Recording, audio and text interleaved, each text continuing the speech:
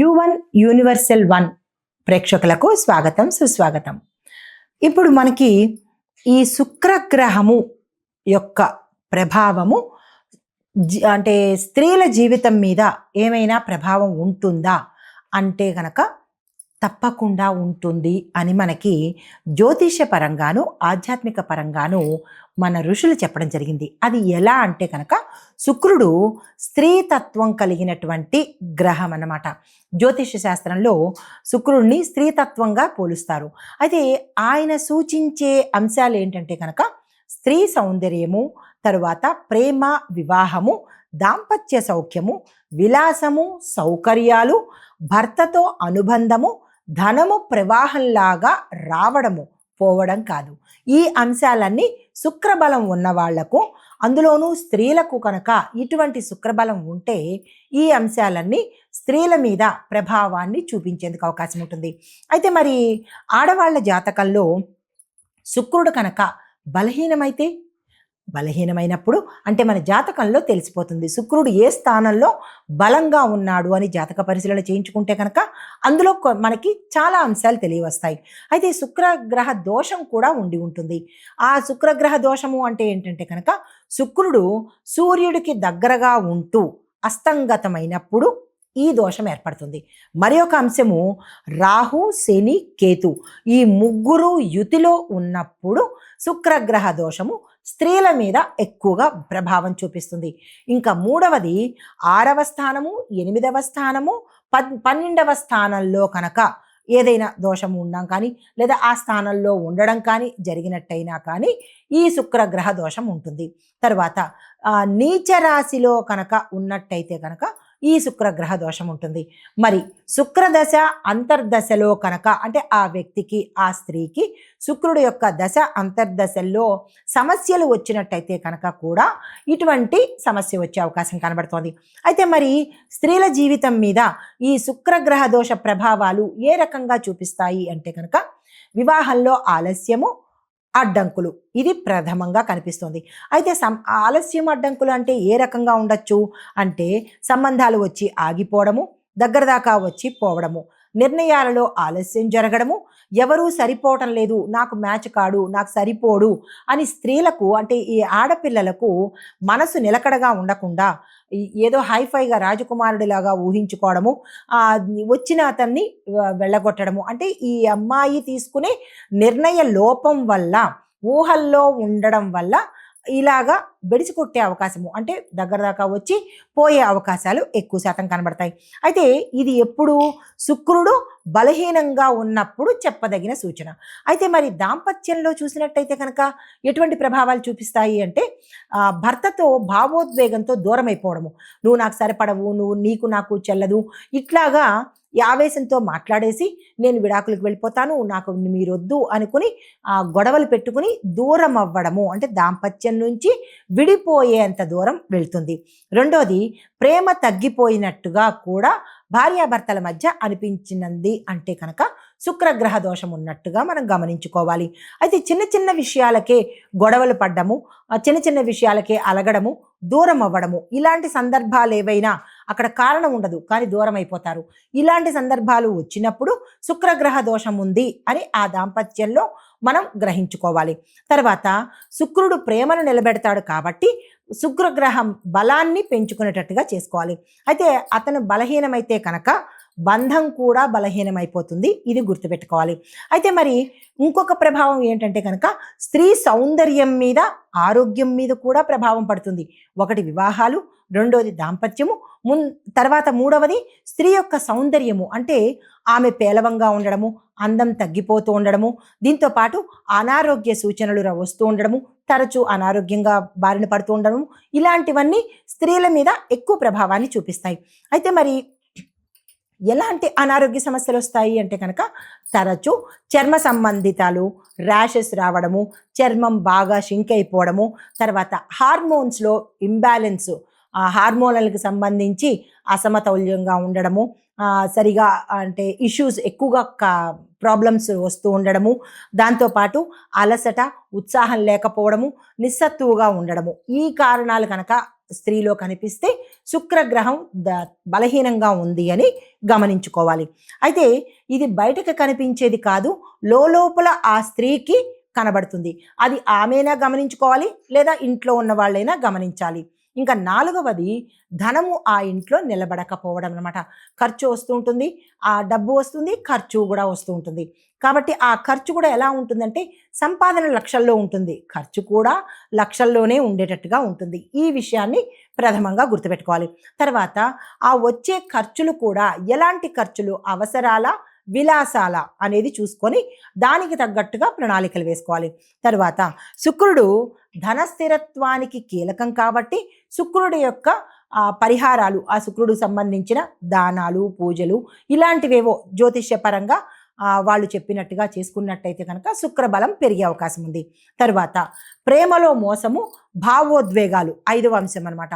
ప్రేమలో మోసాలు, భావోద్వేగంతో ఏదైనా వాళ్ళకి వాళ్ళు గాయం చేసుకోవడము, చనిపోవాలని రావడము, మనసు మీద ప్రభావం పడ్డము, ఇలాంటి అంశాలన్నీ జరుగుతాయి. అయితే ఎలా ఉంటుంది అంటే కనుక నమ్మకం తారుమారవుతుంది. ఎంతో నమ్మకం పెట్టుకోవడము, ఆ నమ్మకం వమ్ము కావడము. రెండవది సంబంధాలలో మానసిక వేదన ఉంటుంది.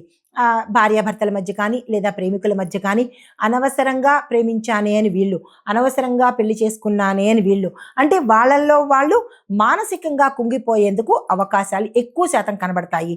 ఒంటరితనంగా ఉండాలని అనిపించడము, ఈ 3 కారణాలు గమనించారు అంటే కనుక శుక్రుడు వారి యొక్క జాతకంలో బలహీనంగా ఉన్నాడు అని మనం గమనించుకోవచ్చు. అయితే శుక్రదోషం ఉన్న ఆడవాళ్లకు ఎక్కువగా ఎమోషనల్గా బాధపడతారనమాట. వాళ్ళు బయటికి చెప్పలేక వాళ్ళలో వాళ్ళే ఫీల్ అవుతూ ఉంటారు. ఇలా ఉన్న స్త్రీలు మన ఇంట్లో ఉంటే తక్షణమే గుర్తుపట్టుకుని వారి జాతక పరిశీలన చేసుకుని శుక్రుణ్ణి బలోపేతం చేసుకోవడానికి పరిష్కార మార్గాలు వెతుక్కోవాలి. తర్వాత స్త్రీత్వం మీద అనిశ్చితిగా ఉంటుంది. అంటే ఆడవారి వాళ్ళల్లో వాళ్ళే కుంగిపోయి నాకు విలువ లేదు, నేను ఎందుకో పనికిరాను, ఆత్మవిశ్వాసం కోల్పోయి నేను అసలు స్త్రీనే కాను అన్నట్టుగా, స్త్రీ తాలూకా పనులు నేను చేయలేకపోతున్నాను అని వాళ్ళల్లో వాళ్ళే బాధపడుతూ ఉంటే కూడా మనం గమనించాలి శుక్రుడి యొక్క బలం తక్కువగా ఉంది అని. తర్వాత మరి ఇవన్నీ కారణాలన్నీ శాపాలా పాపాలా అంటే అవి శాపాలు కాదు, పాపాలు కాదు. అంటే మన జాతక చక్రంలో శుక్రగ్రహ దోషం అనేది ఉంది అని గమనించుకోవాలి. అయితే మరి దీన్ని పరిష్కార మార్గాలు లేవా అంటే తప్పకుండా పరిష్కార మార్గాలు ఉన్నాయి. ఎప్పుడైతే సమస్య ఉన్నదో సమస్యకి తగినటువంటి పరిష్కార మార్గాలు కూడా ఉన్నాయి. ఆ పరిష్కార మార్గాలు ముందు చర్చిద్దామన్నమాట. అయితే ఇప్పుడు శుక్రగ్రహము బలహీనంగా ఉండడం మూలంగా మనకి చాలా ప్రభావాలు ఏ అంశంలో పడుతుంది అనేది తెలుసుకున్నాం కదా. అయితే ఇప్పుడు పరిష్కార మార్గాలు లేవా అంటే తప్పకుండా ఉన్నాయి. ప్రతి స్త్రీ కూడా ఈ పరిహారాలు చేసుకోవాలి. ఏమిటంటే కనుక ప్రతి శుక్రవారము స్త్రీ శక్తి మనం పెంచుకోవాలి అంటే కనుక తప్పకుండా ప్రతి శుక్రవారము తలస్నానం చేయాలి. తెల్లని పువ్వులతో లక్ష్మీ అమ్మవారిని పూజించుకోవాలి. నెయ్యి దీపం పెట్టుకోవాలి. ఇంట్లో తప్పనిసరిగా లక్ష్మీ అమ్మవారి ఫోటో తప్పనిసరిగా పెట్టుకోవాలి. అయితే దీంతో పాటు స్త్రీలే ఇక్కడ పూజ చేసుకోవాలి. ఎందుకంటే వారి మీద శుక్ర ప్రభావం ఉంది కాబట్టి స్త్రీలే పూజ చేసుకోవాలి. చేసుకునేటప్పుడు తెల్లని పువ్వులతో శుక్రగ్రహానికి, లక్ష్మీ అమ్మవారికి ఇద్దరికీ కూడా ఒక చిన్ని మంత్రం చెప్తాను. దాన్ని మీరు మనస వాచ కర్మణ నమ్మకంతో చేసినట్టయితే తప్పకుండా ఫలితం ఉంటుంది. ఓం శ్రీం హ్రీం శ్రీం మహాలక్ష్మియై నమః తప్పులు లేకుండా 108 సార్లు 11 శుక్రవారాలు నియమ నిష్టలతో కనుక చేసినట్టయితే తక్షణమే మీలో శుక్రగ్రహము పెరిగేటట్టుగా ఉంటుంది. మరి ఒకటి ఏంటంటే సౌభాగ్య గౌరీ వ్రతము అనేది ఉంటుంది. ఈ వ్రతాలు, నోములు అన్నీ అనేవి స్త్రీల కోసమే ఏర్పాటు చేయడం జరిగింది. కానీ మనం ఆర్టిఫిషియల్ ఇంటెలిజెన్స్ యుగంలో రీళ్ల మీద, ఇన్స్టాల మీద, ఫేస్బుక్ల మీద చూపిస్తున్నంత శ్రద్ధ మనము ఇవన్నీ మర్చిపోతున్నాం కాబట్టే ఇన్ని సమస్యలు ఒకేసారి వచ్చి పడుతున్నాయి. కాబట్టి అవి కాసేపు పక్కన పెట్టి మన కోసం మనము అన్నట్టుగా ఈ పరిహారాలు చేసుకోండి. అవివాహితలకు మంచి వివాహం అవుతుంది. వివాహితలకు దాంపత్య శాంతి, సుఖము ఉండేందుకు అవకాశం ఉంది. తర్వాత శుక్రదోషానికి అంటే శుక్రగ్రహం దోషానికి సంపూర్ణమైన శాంతి జరిపించుకోవాలి. మూడవది శుక్రవారము స్త్రీలకు దానాలు ఇచ్చినట్టయితే కనుక దానము అనేది తరిగేది కాదు. చాలా గుర్తుపెట్టుకోవాలి ఇక్కడ. దానం చేస్తే మన సంపదలన్నీ పోతాయి అని అనుకోవడం పొరపాటు. దానం చేసే కొద్దీ మన సంపదలు పెరుగుతాయి అన్న ఒక చిన్న సూక్ష్మాన్ని గుర్తుపెట్టుకోండి. అయితే ఏం దానం ఇవ్వాలి శుక్రవారం అంటే కనుక తెల్లని బియ్యము, చక్కెర, పాలు, వెండి నాణెము. అమ్మో! వెండి నాణెం ఇవ్వాలా దానము అని అనుకోకండి. గ్రహము బలం కావాలి అంటే వెండి నాణెం ఇవ్వండి. మీ స్తోమతకు తగ్గట్టు చిన్నదైనా పర్వాలేదు. స్తోమత ఉన్నవారు కూడా చిన్నది అని లోభత్వం చెయ్యకండి. మీ స్థాయికి తగ్గట్టుగా వెండి నాణ్యాన్ని అంటే ఈ 3 తెల్లని బియ్యము, చక్కెర, పాలు, వెండి నాణెము ప్రతి శుక్రవారము ఇలా 11 రోజులు కనుక మీరు 11 వారాలు చేసుకున్నట్టయితే కనుక శుక్రశక్తిని బలపరుస్తుందనమాట. తర్వాత శుక్రగ్రహ మంత్రజపం తప్పనిసరిగా చేసుకోవాలి. అది ఏమిటి అంటే ప్రతి శుక్రవారము వీలైతే చేసుకోండి, లేదు రోజు చేసుకున్నా ఇంకా విశేషమైన ఫలితం ఉంటుంది. అది ఏంటంటే చాలా చిన్ని మంత్రము ఓం సుం శుక్రాయ నమః ఈ మంత్రాన్ని 108 సార్లు, చాలా చిన్న మంత్రం కదా, 108 సార్లు 21 రోజులు తప్పనిసరిగా చేసినట్టయితే ఇంకా పెద్ద పెద్ద హోమాలు, జపాలు, తంత్రాలు ఏమీ అక్కర్లేదు. మనసుతో శ్రద్ధగా చేస్తే కనుక తప్పకుండా అయ్యే అవకాశం ఉంటుంది. 21 రోజులు ఇదే పనిగా చేసినట్టయితే శుక్రబలం మనంతట మనమే పెంచుకోవచ్చు, ఎవరో అక్కర్లేదు. అయితే మళ్ళా ఇంకా 5వది ఆఖరిది చూసినట్టయితే కనుక ఎదుటి స్త్రీని గౌరవించడం నేర్చుకోండి. ఎందుకు అంటే మనము స్త్రీలము, అవతల వాళ్ళు స్త్రీలే కాబట్టి సాటి స్త్రీని గౌరవిస్తే అక్కడ ఆ స్త్రీ అనేది కాదు, అక్కడ సాక్షాత్తు అమ్మవారిని గౌరవిస్తున్నట్టు. కాబట్టి స్త్రీని తక్కువ చేసి మాట్లాడడము, లేదా చాడీలు చెప్పటము, లేదా వెటకారం చెయ్యడము, వారి యొక్క స్థితిని అవహేళన చెయ్యటము, ఇలాంటి పనులన్నీ చేస్తూ ఉంటే శుక్రగ్రహము బలహీనపడుతుంది తప్ప బలోపేతం అవ్వదు. ప్రతి స్త్రీకి ఉండే ప్రప్రథమైన అవగుణం ఏది అంటే కనుక సాటి స్త్రీ గురించి మాట్లాడే ఈ అవగుణాన్ని స్త్రీలు క్షమించాలి, ఉన్నమాట మాట్లాడుతున్నాను. ఇక నుంచైనా సరే మీరు దాన్ని విసర్జించండి. ఎదుటి స్త్రీని, సాటి స్త్రీని విమర్శించడం కానీ, అవహేళన చేయడం కానీ, ఎక్కిరించడం కానీ, వాళ్ళ స్తోమతను కించపరచడం కానీ ఇలాంటి పనులు చేయవద్దు. అది మన ఇంట్లో వాళ్ళు కావచ్చు, బయట వాళ్ళైనా కావచ్చు. ఈ విషయంలో ప్రతి స్త్రీ కూడా జాగ్రత్తగా పాటించుకోండి. ఎంత మీరు ఇలాంటివి పాటిస్తే అంత వేగవంతంగా శుక్రగ్రహం బలపడే అవకాశం ఉంటుంది. అయితే చిట్ట చివరిగా శుక్రుడు అంటే గ్రహంతో పాటుగా సౌందర్యము, విలాసము, ఆరోగ్యము, దాంపత్య సుఖము ఒకటేమిటి అన్నీ శుక్రుడు ఇస్తాడనమాట. అయితే స్త్రీ తన విలువను తను గుర్తించుకోవాలి. ఎదుటి వాళ్ళు చెప్పాల్సిన పని లేదు. తను ఏంటి అనేది మనకి మనమే గుర్తుపెట్టుకొని మన విలువలను మనమే కాపాడుకోవాలి. ఎవరి చేత వేలెత్తించుకోకుండా.